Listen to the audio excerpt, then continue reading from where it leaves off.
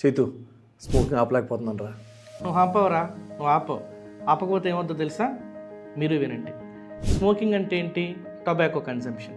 ఈ టొబాకోలో నికోటిన్ అనేటువంటి ఆల్కలాయిడ్ ఉంటుంది.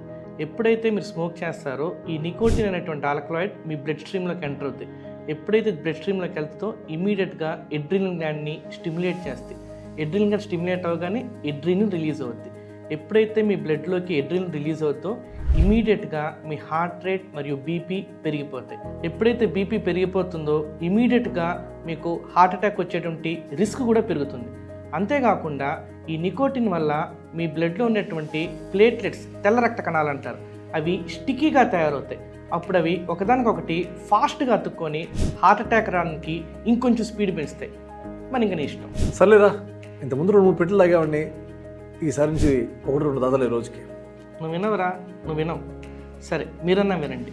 ప్రజెంట్ రీసెంట్గా అమెరికన్ హార్ట్ జర్నల్ వచ్చినటువంటి స్టడీ ఏం చెప్తుందంటే రోజుకి 1 సిగరెట్ తాగినా 10 సిగరెట్లు తాగినా హార్ట్ అటాక్ వచ్చేటువంటి రిస్క్ సమానమే. మరి ఇక మీ ఇష్టం. అదిరా విషయం.